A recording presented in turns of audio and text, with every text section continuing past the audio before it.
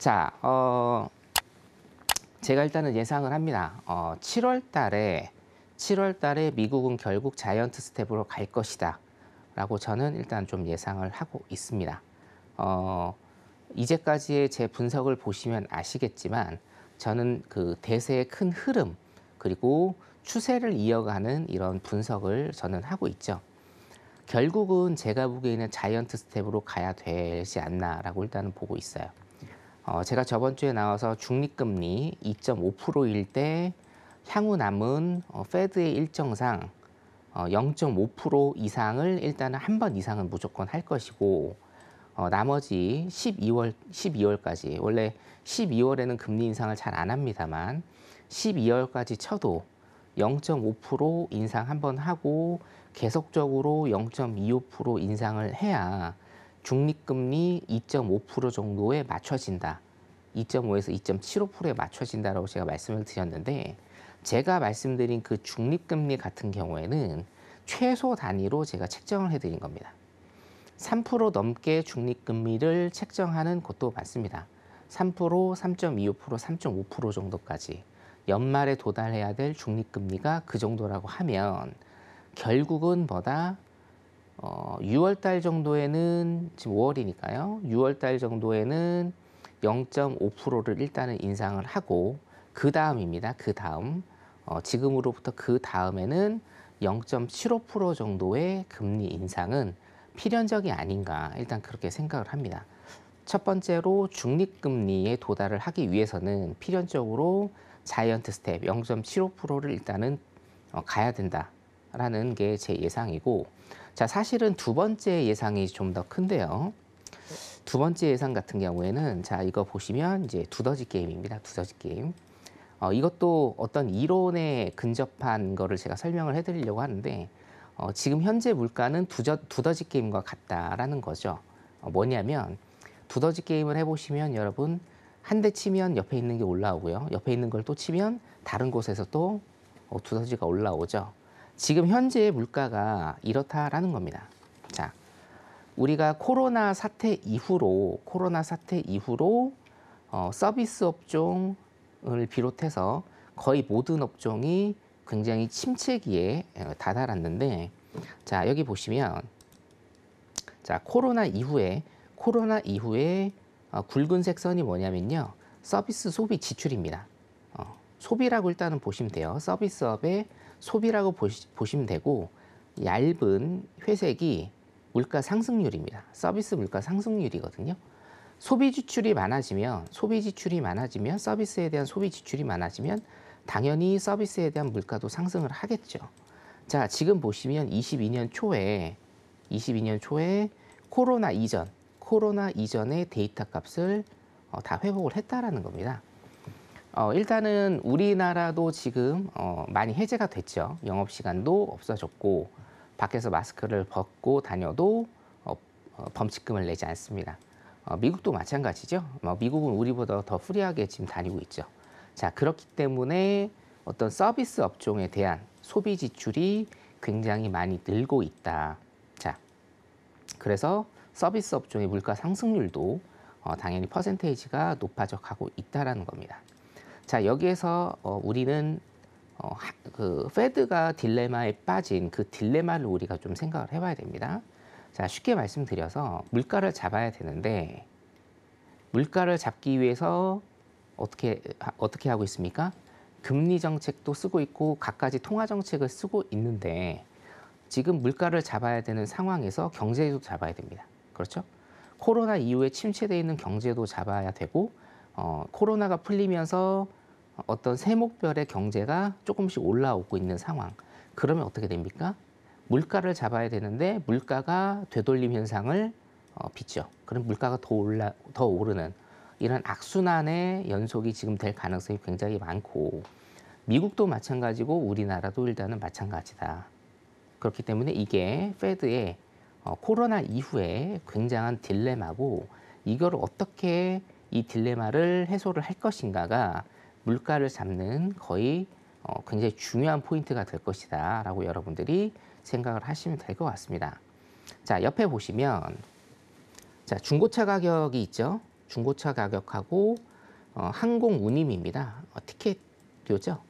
자, 중고차 같은 경우에는 제가 저번 주에 설명을 드렸다시피 2021년 이후로 어떻게 됐습니까?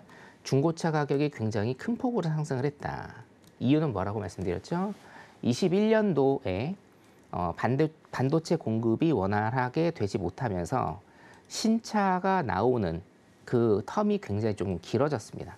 그래서 내가 지금 당장 자동차를 필요로 하는데 새 차가 나오질 않아요. 그렇기 때문에 나는 어쩔 수 없이 중고차 시장에 눈을 돌리게 되고 중고차의 수요가 당연히 높아지니 중고차의 가격이 높아지는 것은 인지상정이죠.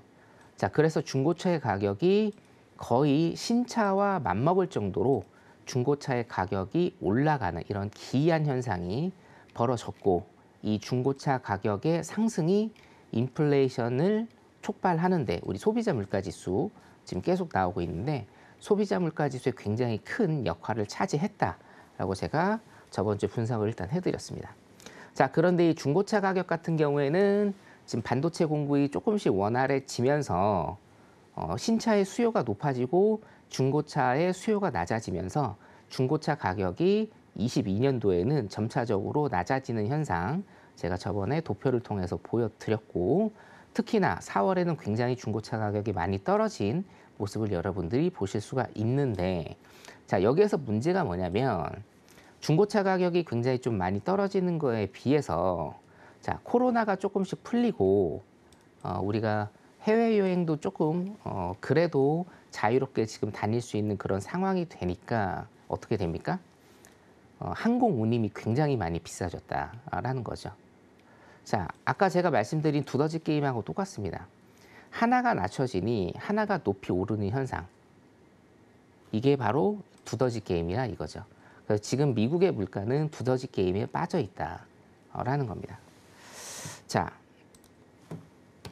다음 도표를 좀 보시면 자, 세부 항목별 물가 상승률을 여러분들이 조금 보셔야 될 필요성이 있는데 자, 여러분들 아시다시피 그리고 제가 말씀드렸다시피 지금 소비자 물가 지수에서 가장 큰 폭을 차지하는 것, 물가 상승률의 큰 폭을 차지하는 두 가지가 뭐냐면 바로 원유와 자동차입니다. 자동차, 그죠? 신차도 있고 중고차도 있습니다. 굉장히 많은 부분을 일단은 차지하고 있죠. 자, 근데 우리 원유 같은 경우에는 4월 달에 조금 내렸죠. 조금 내려서 자, 48에서 43.6으로 일단 조금 많이 내렸고요. 자, 중고차 같은 경우에도 35%에서 22%로 굉장히 조금 많이 내렸다라는 거죠.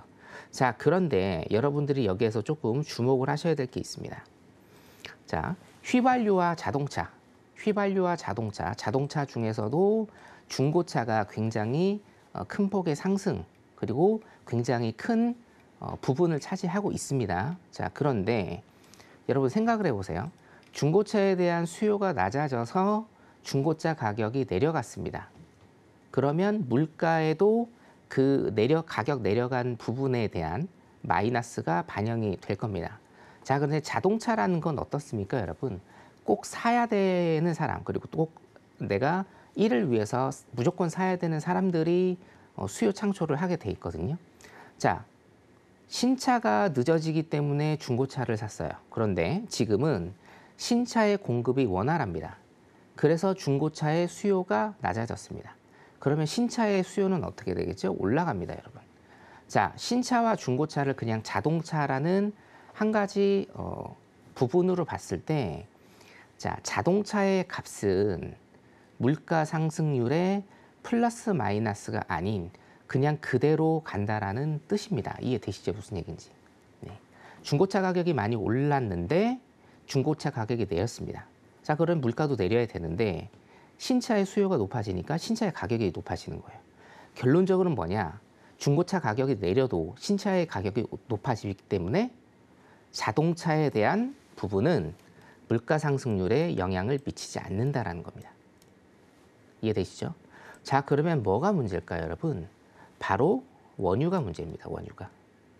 결국 제가 분석한 걸로는 우리 소비자 물가 지수가 굉장히 조금 많이 중요하죠. 물론 개인 소비 지출이나 이런 것들도 굉장히 중요하지만 요즘 트렌드를 좀 보자라고 하면 이 시장이 소비자 물가 지수에 굉장히 민감하게 반응하는 이런 그 모습을 지금 계속적으로 보이고 있거든요. 자, 따라서 물가의 방향성, 소비자 물가 지수의 방향성은 어차피 어쩔 수 없이 원유가 결정을 한다라는 게 이 분석의 포인트입니다. 자, 세부 항목별 물가 상승률을 일단은 좀 볼게요.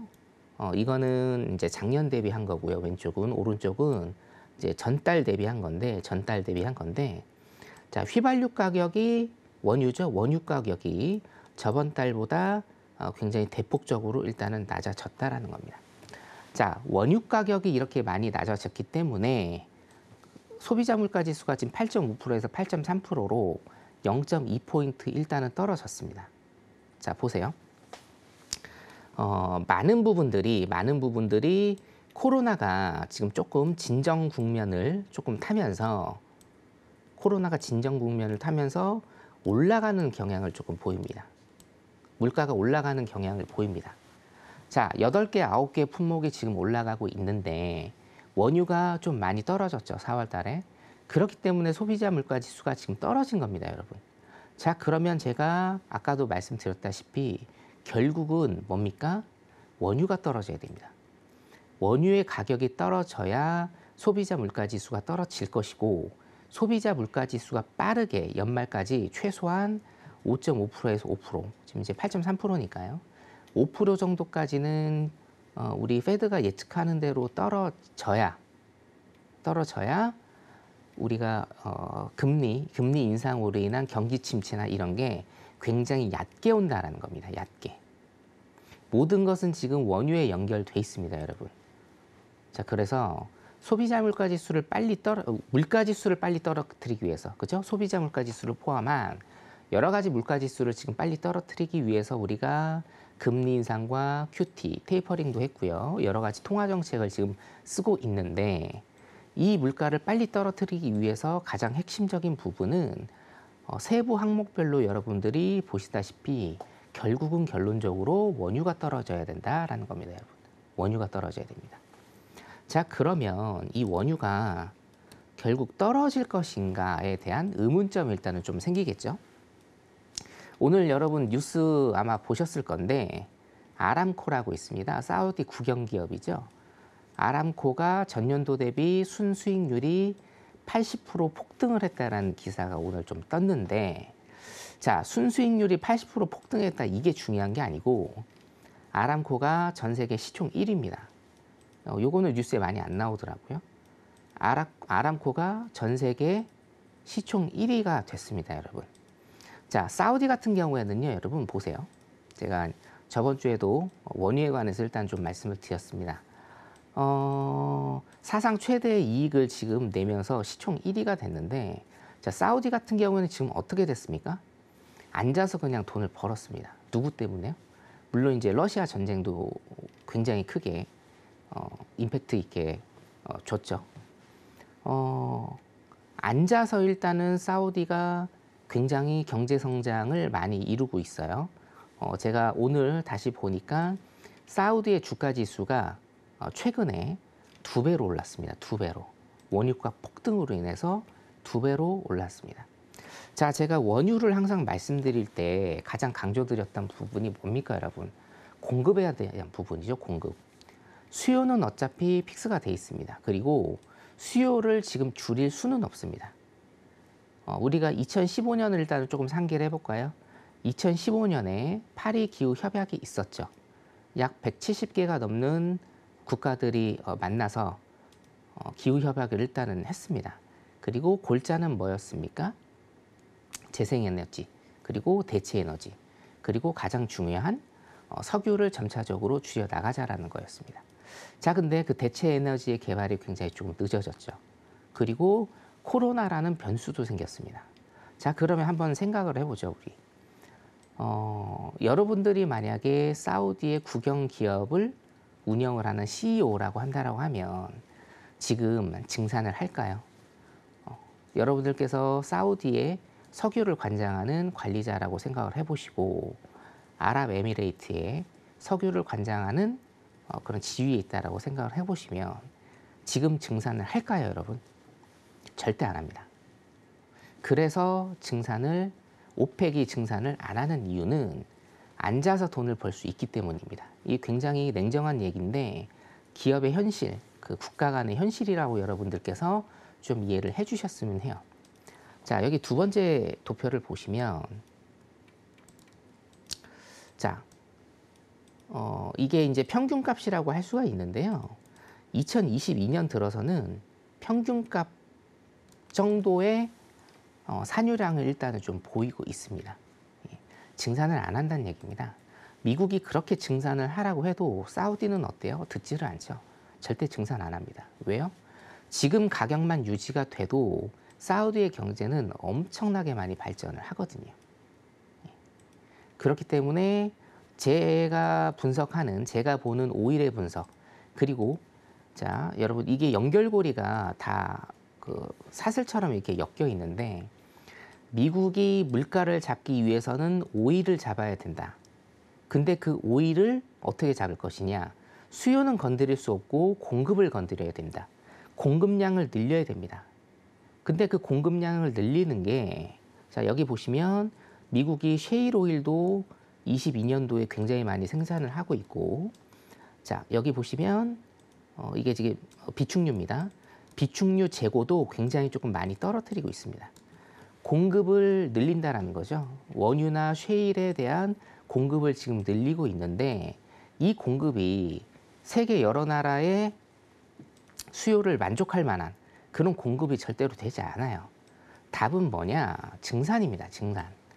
오펙 국가들이 증산을 해줘야 공급량이 늘어서 오일의 가격이 다운이 되고, 오일의 가격이 다운이 되면서 각종 원자재 가격이 다운이 되고, 그로 인해서 우리 비용 인플레이션, 지금 미국에서 발생을 하고 있는 비용 인플레이션이 다운이 되면서 물가 지수가 낮아져서 경기가 경착륙을 하게 되는, 경기 침체가 없이 물가를 잡고 금리 인상을 대폭적으로 하지 않는 이런 선순환 구조가 나타난다는 거죠. 거기에서 가장 핵심적인 포인트는 저는 오일이라고 지금 볼 수밖에 없다라고 여러분들한테 오늘 말씀을 드립니다. 자, 그래서 자, 원유 생산은요, 자, 산유국들의 증산이 되어야 하지만 지금 절대로 그렇지 않을 것이다. 앉아서 돈을 버는데 증산을 할 이유도 없고, 자, 두 번째로 뭐냐면, 자, 원유가 얼마나 매장돼 있는지는 누가 제일 잘 알겠습니까, 여러분? 그 산유국들이 제일 잘 알겠죠. 자, 파리 협약을 했어도 원유가 5년, 10년 안에 없어지지는 않겠죠. 아직 돌아가고 있는 기계들이 있기 때문에 각 나라에. 그러면 이거를 20년, 30년 안에 원유를 쓰지 않는 걸로 대체 에너지를 발명을 한다라고 해도 지금 사우디나 UAE 같은 경우에는 어떤 생각을 가지고 있을까요? 그거는 인정을 할 거예요. 20년, 30년 후에는 석유를 못 쓴다라는 건 인정을 할 겁니다. 자, 그러면 할 수 있는 액션이 뭐죠? 이 20년, 30년을 40년, 50년, 60년으로 늘리려는 전략이 분명히 있을 것이다 라는 겁니다. 그렇게 하면, 그런 생각을 가지려면 어떻게 해야 됩니까? 증산을 절대로 하면 안 됩니다. 증산을 절대로 하지 않을 거예요. 그렇기 때문에 제가 보는 오일은요, 올해 최소한 $90 이상으로는 지속적으로 가격 형성이 되면서 산유국들이 증산을 하지 않으면서 이 $90 이상을 유지하고 앉아서 돈을 버는 이런 과정이 계속되고, 오일 가격이 떨어지지 않는 이상은 물론 소비자 물가지수 그리고 소비는 떨어질 거라고 일단 봅니다. 연말까지 일단 떨어질 거라고 보지만 굉장히 큰 폭으로 빠르게 떨어져야 되죠. 하지만 그 폭은 굉장히 미비할 것이다. 서서히 물가는 떨어지게 될 것이고 금리는 가파르게 오를 것이고 경기 침체는 필연적으로 올 것이다 라고 일단 이렇게 예상을 하고 있습니다.